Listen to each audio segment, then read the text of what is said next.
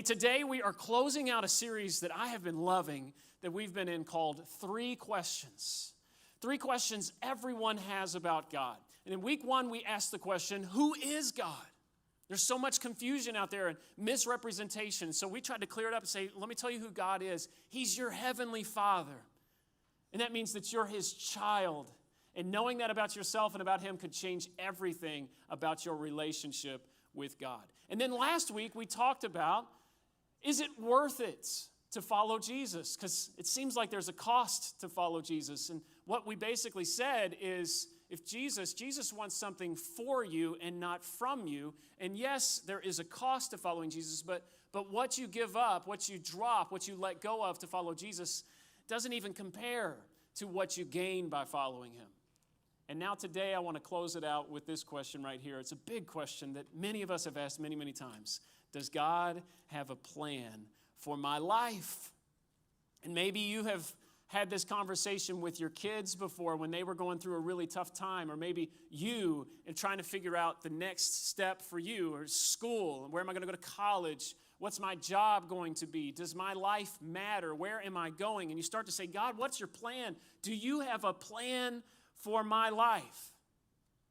I can't tell you how many times I have felt this way. I have felt like I messed up God's plan. You could ask my wife. I'll say, did I mess up the plan? She'll say, no, Luke, it's okay. Didn't mess up the plan. But I have felt like that many times. Have you felt that way before? Like I messed up God's plan? I think we essentially fall into one of four categories. Maybe you feel like I simply don't know the plan. Have you ever felt like I don't know the plan for my life? I just don't know it. And sometimes it just feels like you're in the dark, and it seems like God's got poor communication. You're like, God, what's the plan? And is anybody running this thing? It's like you run into a store, and suddenly you turn into the Karen. It's like, let me talk to the managers. Nobody knows what's going on in this store. Let me talk to God. Where is he? So, somebody's running this place. We need to fix the tone in here. So you ever felt like I don't know the plan? Maybe you felt like you don't believe there is a plan. Maybe it's not just a feeling. Maybe you've decided. Maybe you're not a follower of Christ. You don't consider yourself a Christian. You're not really a religious person at all. You're just kind of checking this out. It's kind of interesting. What are Christians doing around this Easter time of the year? But you would really say, I don't even believe there is a plan. In fact, if somebody were to tell me there's a plan, I would look around at the world and say, well, this is a mess. It's not a good reflection on God if there's a plan. All the evil stuff in the world. I don't believe there is a plan. And so you just believe that life is a random series of events that occur. Maybe you feel like a third group that would feel like I missed the plan. Like I was on the trajectory. I had the career going in the direction I wanted it to. I was on pace with my education or some relationship, but then things drifted, and you just kind of look back and say, what happened? Did I take a wrong turn? I missed the plan. And then a fourth group that I think so many of us, especially those of us who've ever felt guilt and shame for things we've done or that have been done to us in our past, you might have asked or thought, man, I messed up the plan. Something that I did back in high school or college, something that was done to me that one night, that situation, that moment of temptation that I gave into, man, I just messed up God's plan for my life. If you've ever felt this way, I just want you to know you're not alone. I'm seeing heads nod all across this room, but I think we fall into maybe one of these categories. I don't know the plan. I don't believe there is a plan. I messed the plan, or I messed up God's plan for my life. Basically, the reason we feel this way is because the life we see before us doesn't line up with the plan that we thought God would have for our life. It just doesn't go together.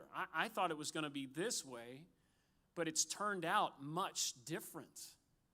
I thought the scripture said God was going to prosper me. I feel like I got cheated. This is not what I wanted. This is not even what I thought he told me. This is not what my family expected from me. I feel like this is a huge letdown. Reminds me of those posts that sometimes you see on Facebook or Instagram or Twitter with the hashtag, what I ordered versus what I got. Have you ever seen those before? Look at this, like this guy, he ordered a pair of Yeezys, which are really expensive basketball shoes, and look at what he got. Those things are definitely on sale at Kohl's right now on the right. Those are Feezies. Those are not Yeezys. Those are fake for sure. What about this? They tried to order a cake. They wanted the thing on the left, and they got this thing on the right that looks like a toilet. Let's move on. And what about this one? A snack pack.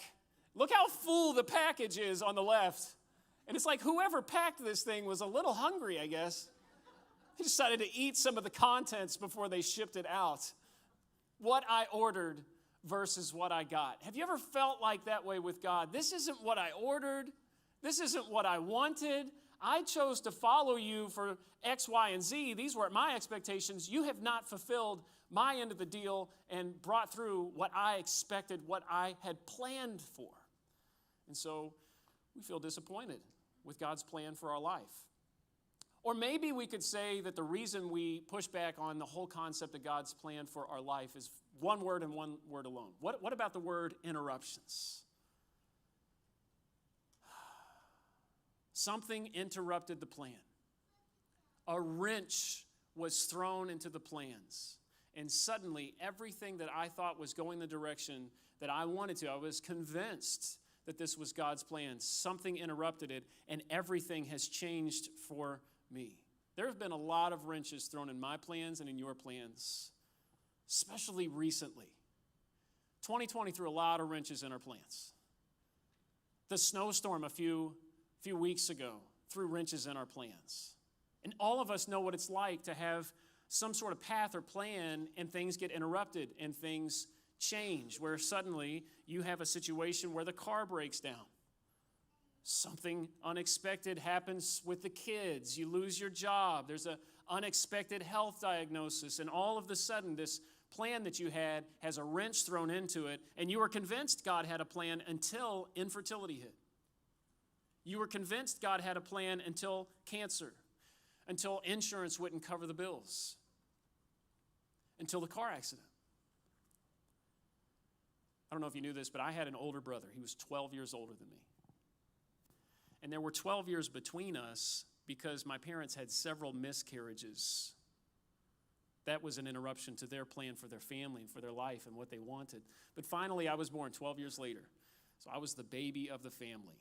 12 years between my brother and I. So he wasn't just like an older brother to me. He was like a mentor. Just like this wise sage.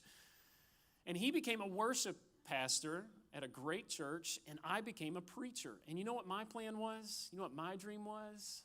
That he would lead worship and I would preach, and we would just take over the world. That's what I always wanted. That was my plan. That was my dream. And everything was going as planned until 2012, in July. My brother was in a car accident, and it broke his pelvis, and he had internal bleeding from the impact. He was in the hospital for several days, and long story short, they had done a surgery to try to repair it, but that didn't matter because a blood clot had worked its way through his body, lodged into his lungs, and on that Saturday morning, he died before I could even get to the hospital.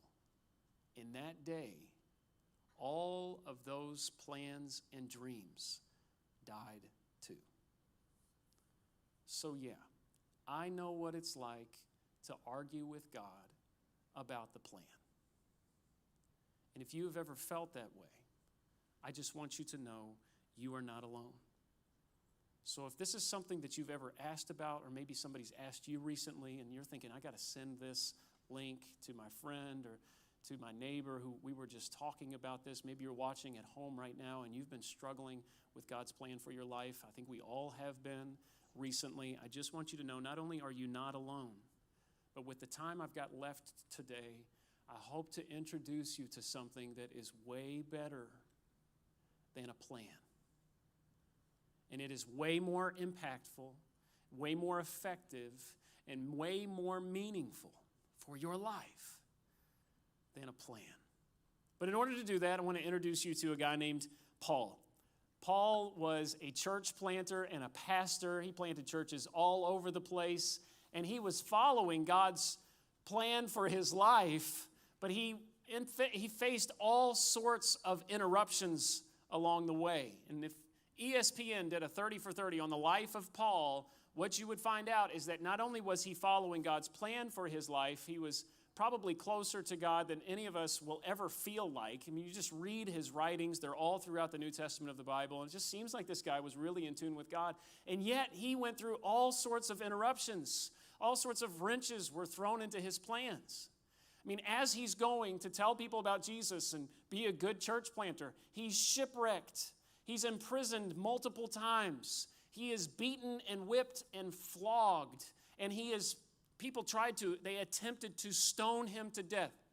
Not with drugs, with rocks, big rocks. They literally threw rocks at him to try to kill him. That's the kind of stuff that Paul went through. But if you were to talk to Paul, you would hear him say that he was following God's plan. Now, if I was looking at Paul's life, if you were looking at Paul's life, you might look at his life and say, this doesn't look like the resume of someone who is following God. Just doesn't look like it, because you would think that if somebody was following God, that things would turn out a little easier and better for them. Maybe you've asked the question before, why do bad things happen to good people? Have you ever thought about that? I sure have. My brother was 36 years old, 3 kids, wonderful wife, worship leader at a great church. He was in his prime, in my opinion. Why do bad things happen to good people? Why did such a bad thing happen to him? And then sometimes, like within a church community or something like that, we might even more specifically ask the question, why do bad things happen to those who are following God? Because if bad things are happening to them, that doesn't seem like the resume of somebody who's following God. If you're following God, shouldn't things just work out? Shouldn't he make level the path before you and everything's easy and you don't have the interruptions, you don't have the wrenches that are thrown into your plan? And if bad things do happen to people who follow God, then why would I want to follow God? Shouldn't he protect me? Shouldn't he have a better plan for me? Why would I follow him? To which Paul would answer that question, why should you follow him? He would say, well, listen, I can endure all of the things, all of the interruptions, everything that comes against me, because I have something better than just a plan. And he tells us about this in Romans chapter 8, verse 28. If you have your Bible or your phone, or you want to follow along on the screen, these are Paul's words, and maybe his most masterpiece of a letter that he ever wrote. It's incredible. I've been rereading Romans lately. It's so incredible, so mind-blowing, and this is right at the center of the letter. It is Romans chapter 8, one of the best chapters in the whole Bible. I would encourage you to go read it. And these 2 verses could change everything about the way that you look at your life. Just 2 verses today, okay? Where Paul starts out and he says, we know that God causes everything to work together. And we're going to get to the rest of the verse in just a moment, but we have to catch this or else the rest of it will not make sense. God causes everything to work together. Not your job. Your job does not cause everything to work together for your life. Your relationship, not your relationship. Your relationship does not cause everything to work together for your life. Your dream and your plan does not cause everything to work together for your life. And we have to get this right. Notice that God is the one who causes everything to work together. He is the source. He is the one in control. He is at the helm steering the ship. Your job should not be steering your life. Your friends should not be steering your life. I know that it sounds crazy, but your husband or wife does not steer your ship, and certainly not your kids. They do not steer your ship. Only God does those things. And so if you're struggling to find hope and meaning and purpose in your life, it might be because you've got the wrong thing where only God is supposed to be. He is the source. He's the one who works everything together. And you have to catch that for the rest of it to make sense. God is at the helm. He is steering your ship. And once you understand that, we can continue reading. So we know that God causes everything to work. Do we have the scripture? God causes everything to work together for the good of those who love God. So not only is God working things together, he's working them together for good and for your good. The good of those who love God. This is a personal thing. He's paying attention to you. He's not just doing things with a plan that you're just a pawn to just get destroyed in order to achieve his plan. No, he's doing it for your good, the good of those who love God. Now, just to step aside for just a moment, I need you to hear me very clearly. I know that it doesn't sound like it right here, but you could see it all throughout the rest of Paul's writings. It's very clear, and all throughout the Bible.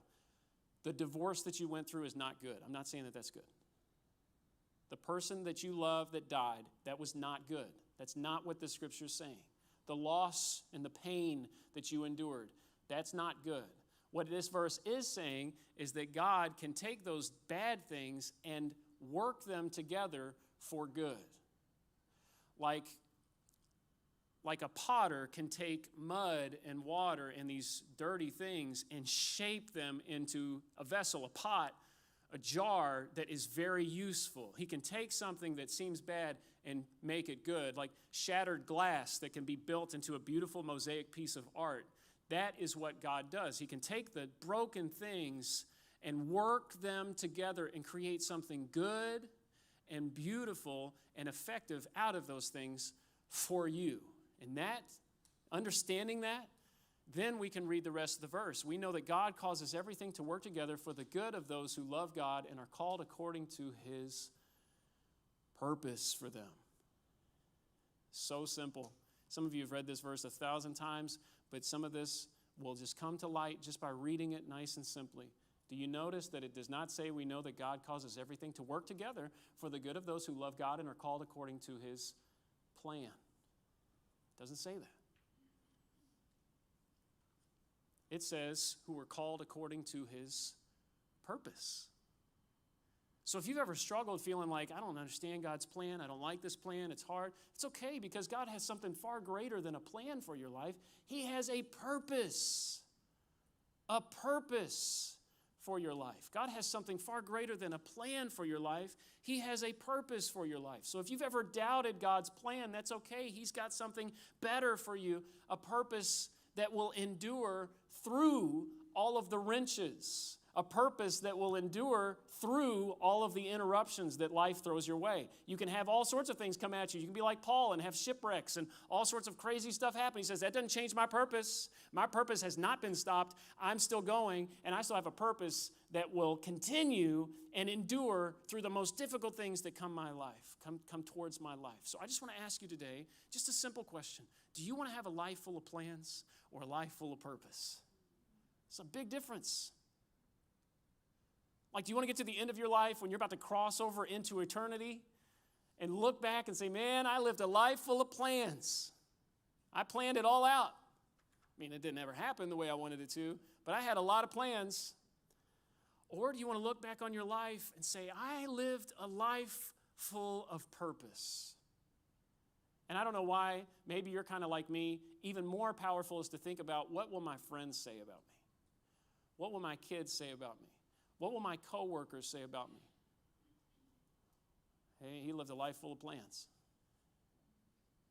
Or he lived a life full of purpose. She lived a life full of purpose. Those are the kind of lives that change generations long after you're gone.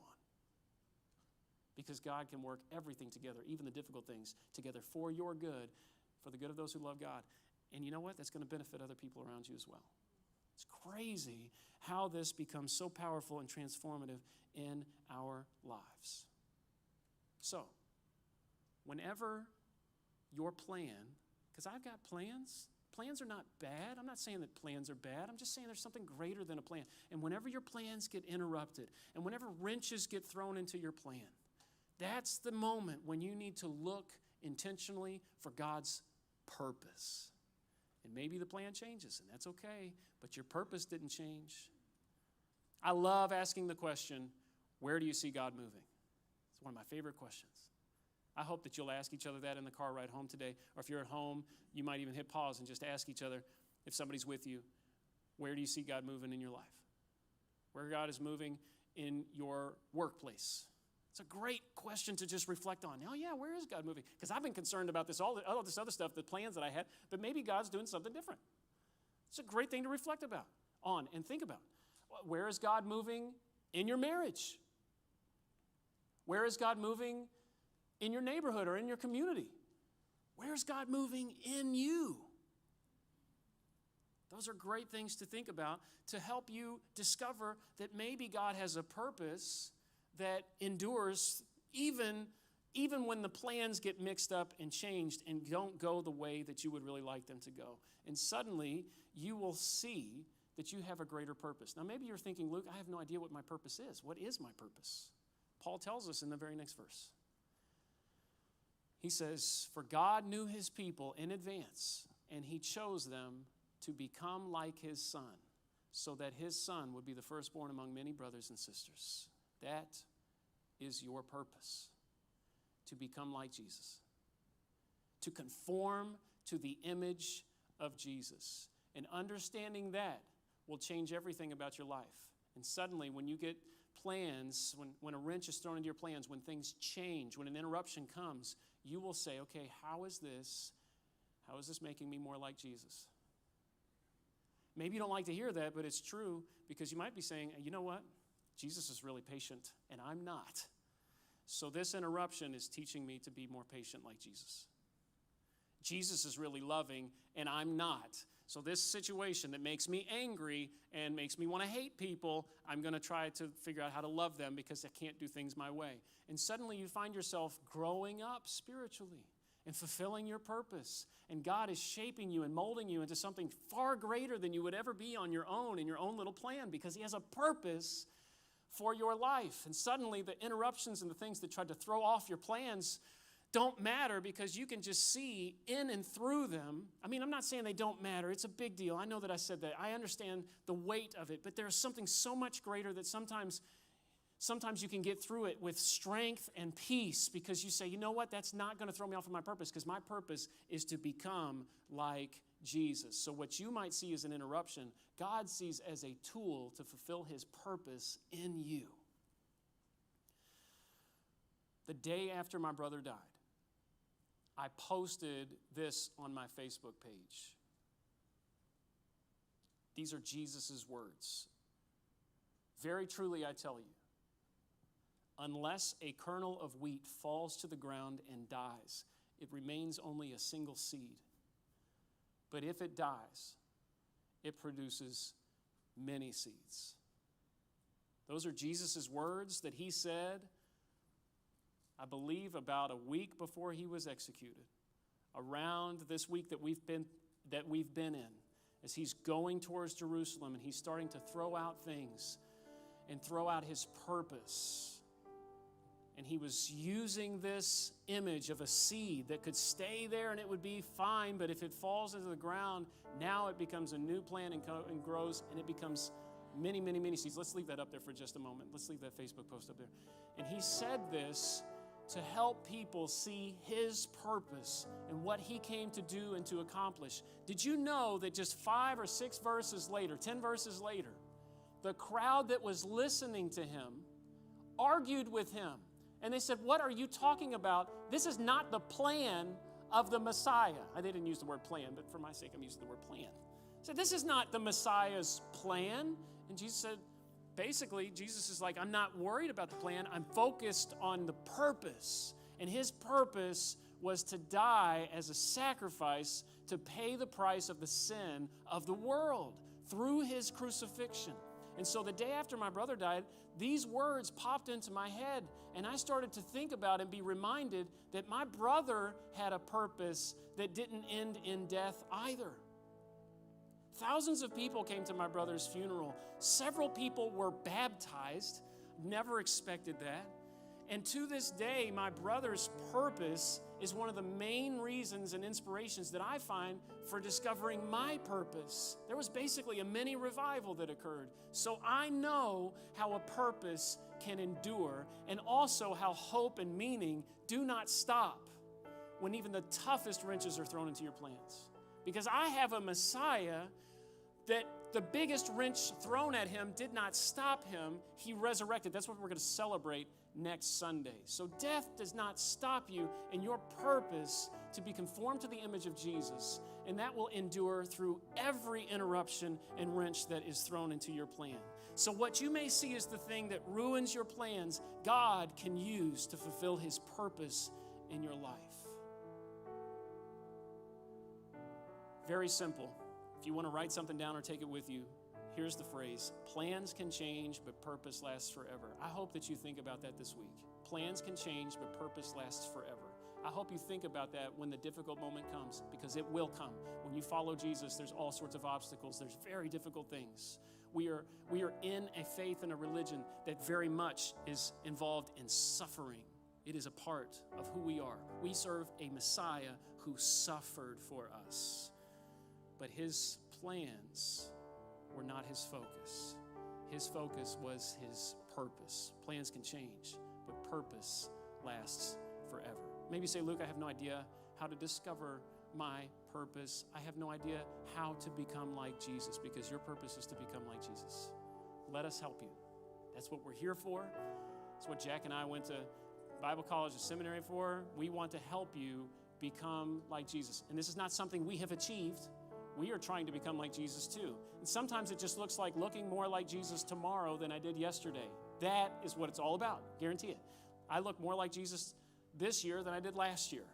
I definitely do, because I was molded. Were y'all molded this past year? Well, there was some hammering on the anvil. It was painful. It was difficult. My pride, my ego was just, hey, we got to get that out of there. Pow, pow. It was tough, okay? So becoming like Jesus is a work. And man, it's the best work. I want to be the most effective version of myself that I can be. Don't you?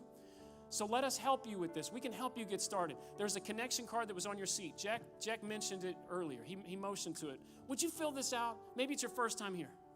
Maybe it's your second time here. Just fill this out, leave it under your chair. We'll pick it up, and we'll just follow up with you. It's nothing intense. It's just like, hey, how can I pray for you? What are you interested in? What are you going through? How can I help you begin to discover your purpose in your life? Very simple. Maybe that looks like going to Rooted or Discover Compass. You might notice at the bottom of the card there, one side says Discover Compass, the other side says Rooted. Check those boxes. By checking those boxes, you're not signing up for those things, by the way. You're just saying, I'm interested. I want to learn more about those things. Rooted is a 10-week discipleship experience where we will intentionally guide you through the initial stages of discovering who is God, what is his purpose for my life, what did Jesus do for me, and how can I find friendships? Some of us are really lonely. I'm telling you, Rooted could be the game changer for you. Check that box. Discover Compass. Discover Compass is a one-time class. We just take a little less than an hour and introduce you to all sorts of stuff that our church can offer you, ways that you can get involved, things that you can be plugged into. So just check those boxes. Fill this card out, leave it under your chair. Maybe if you have a prayer request, you can put it on the back, and let us help you get connected here at Compass. Or maybe you feel like today is the day, like I need to become a follower of Jesus. Fantastic. Again, that's why we're doing this. In fact, there's so many people in this room that would love for you to make the decision that they have made because it changed their life when they discovered their purpose. So listen, after the service, I'll be right over here. I'm going to stand right here. I almost went that way. I want to come right here. I'll be right here, and you just come up and tell me. Say, hey, Luke, I believe my purpose has changed today. I want to become like Jesus. We would even baptize you today. It's a great way to mark the change in your purpose. What a great way. There's no better way to mark the change in purpose in your life than to be baptized. I have a baptism pool set up behind the building. We would love to do that for you today. I don't know who I set that up for, but it's there, and it's ready for you. So if you want to make a decision to follow Jesus today, and even if you want to mark that decision by being baptized, I'll be right over here. I would love to talk to you. But listen to me. If you can hear my voice, if you're watching at home, do not miss this opportunity to remind yourself your job, your relationship, or whatever it is, does not work together, everything in your life for the good. Only God does that, and you have to realize he is the source. He is the source. And that is when you will discover the interruptions in his life, not as the thing that derails you, but as the tool, the thing that God uses to fulfill his purpose in your life. Thank you guys so much.